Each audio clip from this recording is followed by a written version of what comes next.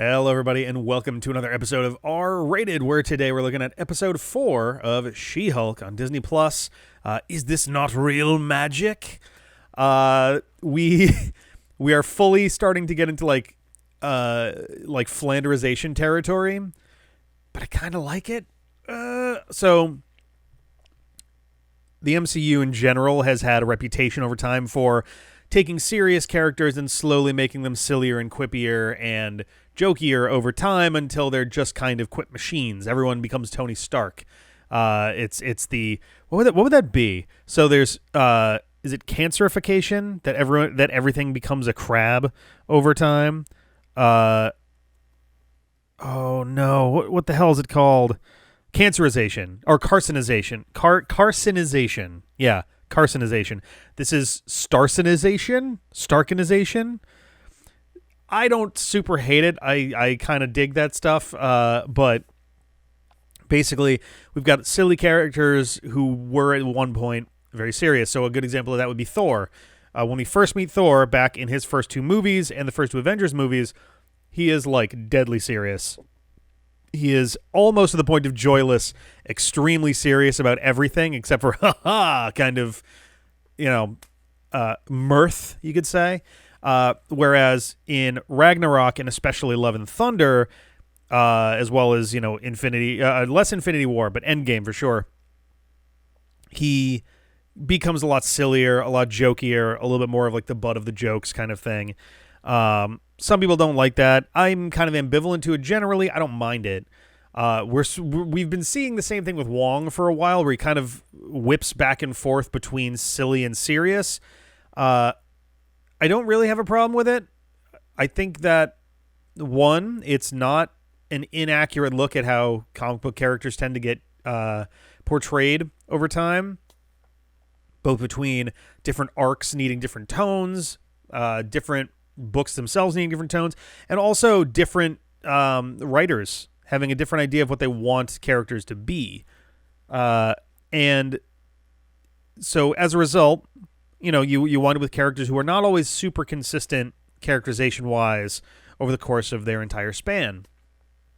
Here we're seeing a very jokey version of Wong, which, granted, he's also jokey in the Doctor Strange movies. Like, he's also very serious in Doctor Strange 1, but at the end he kind of warms up to Steven and laughs at his jokes a little bit. But in Doctor Strange 2, he's got jokes and things going on a little bit. There's not a whole lot of time for it. He's more jokey in his very brief appearances in a handful of the other media that he's in. But point being, this episode brings back Wong and focuses primarily on him dealing with a legal case. So we've got again an A and a B plot. The A plot revolves around Wong suing a stage magician named Donnie Blaze, who I'm not sure if he's an existing comic book character. Johnny Blaze is a Ghost Rider, and then Johnny Storm, who is one of the Fantastic Four. But Donnie Blaze, I'm not familiar with. I don't know if he existed before, but basically, he's a stage magician. Not a very popular one. It seems like his audiences who literally go to a fake castle to see him are like not very impressed by his act. But he, does a handful of like sleight of hand magic and all of that. And then eventually you see him pull out a sling ring and he starts doing the sling ring portals and stuff. And Wong wants to, well, essentially he doesn't really care about like copyright or anything like that. He's not trying to trademark magic exactly. He's essentially trying to make an example of Donnie because what he's doing is dangerous. The idea being like, hey, you could unleash some really scary stuff here. I need to make it so that you can't do mystical magic like without, the express permission of, the master of the mystic arts. And so we have that as kind of the main thing here. Donnie Blaze and Cornelius P. Wallace? What was his name? I wrote it down. He's got another Cornelius P. Willows. Cornelius Willows. Who has like a curio shop and is otherwise Donnie Blaze's partner, essentially. through this we get to meet a woman named Madison, who is like the stereotype stock drunk girl. She's the woo girl. And she seems to be just a drunk mess the entire time, or she is just a generally kind of space case vapid sort of person who just is always, because at one point we see her with no drink anywhere near her, and she's still got the kind of drunken drawl kind of thing going on. She winds up getting thrown through one of these portals as part of a magic trick, and apparently she's had her own ass adventure while she's gone. She went into some demon dimension, made a pact with a goat named Jake that involved like a blood oath. She killed some goblins. She has a heart of a goblin when she finally falls through another portal into Wong's living room essentially. And I guess they form like a really nice friendship after that, because Wong, despite his kind of stony exterior, is definitely a big softy and doesn't like just abandoning people for stuff. I think that's kind of just a generally cute thing that they went with for that. They watch TV. They watch TV and movies together and stuff. Mostly The Sopranos, but I don't know. I've never seen The Sopranos. I should probably throw that in there and embarrass myself in the middle of this. So I don't know whether the other clips that we see them watching are also Sopranos. But the point is, they do TV. They get together for TV and movie nights, essentially. All of that, is just kind of a cute little side thing in the midst of all that's going on. It seems like it's something that we're going to be returning back to, because the judge in that particular case decided not to dismiss the charges, but needs to go over the case for a couple more weeks. So we're probably going to come back to that, maybe episode. I'm just going to guess like episode. I'm going to say 7. I was thinking 6. I'm going to go 7. I think 7 is the episode where we're going to see Wong and Donnie Blaze again. So while all this is going on, we've got a B plot about Jen joining Matcher, which is basically just Tinder, and trying to find a date, essentially. Just go out, have some fun, meet someone who can give her some maybe stability in this chaotic new existence she's found herself in. Anything. And we get her profile is Jen, where she uses her like corporate headshot. Not a good idea.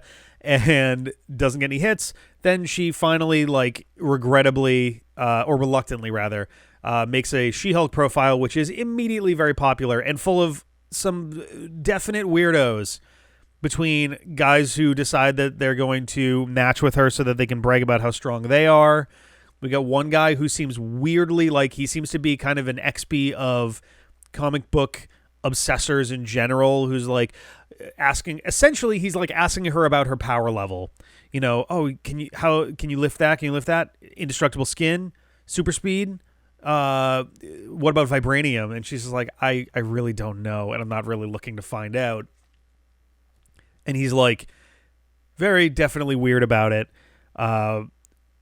There's a guy who won't stop talking about like a film that he made about a lawyer.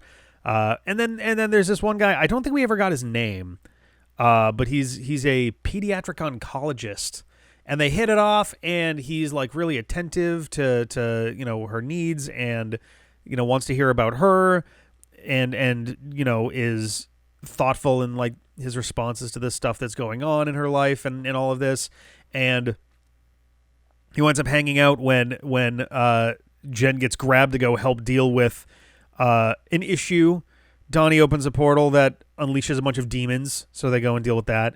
But then she comes back and then picks him up and carries him off to bed, which is like, it's a sight. That's just a wild fucking shot all on its own. And all of this is really great and stuff, except in the morning she goes to make him breakfast, and he's just like, "Who are you?" She's like, "What? I'm Jen. I'm not in my She-Hulk thing. I'm Jen." And he's like, "Oh, I'm gonna go." I was like, wow. It was, I literally think out loud, I was like, oh no, I was so sad. That was like, and I get that that's the point on this of the B plot on this episode, is that this is going to be kind of an issue for her trying to have like any kind of normal life. Granted, it's nuts to me that being someone as very widely known as she is at this point, she decided to hop on a dating site, where immediately everybody, like, she did it as She-Hulk and everybody knew obviously who she was, but like, you know, if anyone knew, like, I mean, plenty of people do know, but if people were considering, you know, when she had her previous, like, her profile with her full name on it too, that she is the She-Hulk, that would have gotten, I don't know. The two parts of the story don't super go together. They feel mostly separate, other than Jennifer being pulled away from the oncologist to go deal with the demons and then drop back off. But otherwise, it doesn't really have anything to... They have no real meaningful connection other than that. And also, like, when she comes back, there's no, like, issue with the fact that she was gone. It just kind of picks right back up again. So kind of disconnected plots, which isn't necessarily a bad thing. It was just kind of like, yeah, two things happening side by side. I'm curious. So we I think for the first time get the names of the partners at GLK and H, and the H is Holloway, and I'm kind of wondering if there is a meaningful reason why Holloway is kind of separate from the others with that, like, that dividing slash mark. Could be nothing. Could be totally, you know, pointless. Could also indicate that Holloway is kind of doing this superhuman law firm thing while the rest are doing more standard stuff. I don't know. It may mean absolutely nothing. But I just thought that was just kind of a thing there. Maybe the best little moment, and it goes by so quickly in this episode, is when she's on a date with it was actually before she was She-Hulk. She went on, I think, exactly one date with just some guy, and the check arrived there, and he's just like an asshole and stuff, and like the check arrives, and they both just kind of like stare at it, and then kind of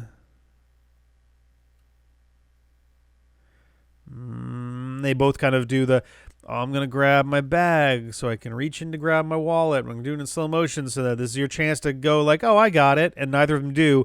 And he reaches into his bag and pulls out his keys as she pulls out her like little clutch with the wallet. And he's like, all right, well, this was cool. Thanks for covering this. We should do this again sometime. It's like, yeah, great. Awesome. Cool. A few of these episodes, maybe all of them really, have been kind of, and this was a theme for the last episode that I specifically kind of brought up too, was there's obviously the theme of how women are treated by men in a number of different aspects, professionally, just at random in the street, in the dating world, and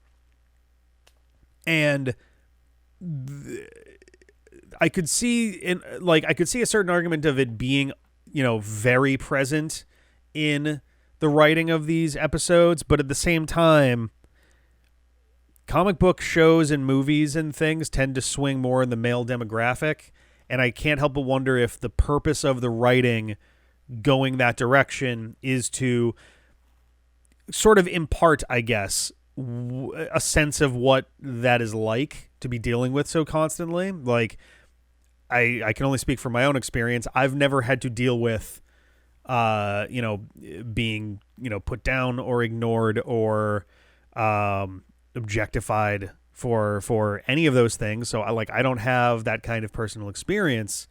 But seeing that through the lens of somebody else and magnifying it so that it's very clear what that feels like and what that looks like and all of those things. And to be clear, it's not like I'm unaware of these things that go on systemically.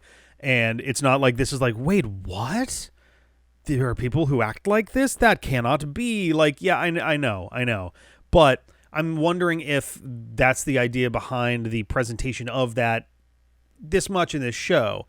I don't think it's necessarily a bad thing, but it is very prominent. And I'm curious if the intent is to kind of like highlight that in a way that makes it very clear, especially to a demographic that doesn't experience that enough themselves, to make that division a little bit more obvious. I I don't know. It was just a thought that occurred to me during the episode that like maybe that's kind of where they're going with this. I actually don't have a ton to say for this episode. I was kind of zoned in and didn't have a lot to like really dive into beyond that. Lots of little things. Jennifer's dad is awesome. Shows up with a bunch of self-defense stuff and a shovel. Just he's like, oh, this is for digging holes. Don't ask any questions. I thought that Madison was a surprisingly fun character. For a character who initially shows up and seems like she's just going to be this one scene, like just, flat one-dimensional character. She's not exactly like this huge two-dimensional, three-dimensional, whatever, but she does make her appearances fun. And I didn't hate her as much as I was worried I was going to by the time the episode was over. Yeah, I don't know. It's a decent episode. I don't know how I would rate this one. This one's kind of tough in its own way. I don't think it's bad. It's definitely better than the last episode in terms of like not making me go, oh God, or anything like that. I don't think I'd give it like an 8 or anything. I think I'll give, I think I'd give this one a 7. I'll give it a 7. We get to see Jennifer in action in like a legitimate like fight too with a bunch of demons and she works really well with Wong. They actually have a good deal of fighting chemistry. And yeah, I don't know. We get the little cliffhanger at the end of Titania suing her for copyright infringement or no trademark infringement, trademark something. I don't know, but that'll be an interesting thing for the next episode when we get into that. Yeah, 7 sounds pretty good to me, I think, for this one. I had a good time with it. It wasn't like amazing, but it was fine. It was very serviceable. There's not a lot of wobbling back and I guess there's a little bit. There's not the positives and negatives have mostly been holding fairly stable. Just occasionally they a little bit up or a little bit down. Nothing too ridiculous there yet. And I'll be very curious to see some more of Donnie Blaze and Cornelius P. Willows later in the show. I hope we get them both later in the show. We'll see. I also hope we get Emil Blonsky back even just one more time in the end there. I miss him already. It is already sad to not have him around anymore. He's getting mentioned here and there, but it's not really like something that he's not turning up on screen. He may not for the rest of the series, but we'll see. I have to sneeze really badly, so we're going to call it there. I hope you guys enjoyed this episode. Feel free to let me know down in the comments below. Let me know what you think of the episode of the show as well. Next episode brings us to the halfway point, and we're cruising on through. Thank you guys very much for watching. I will catch you guys later. Have a good one. Bye.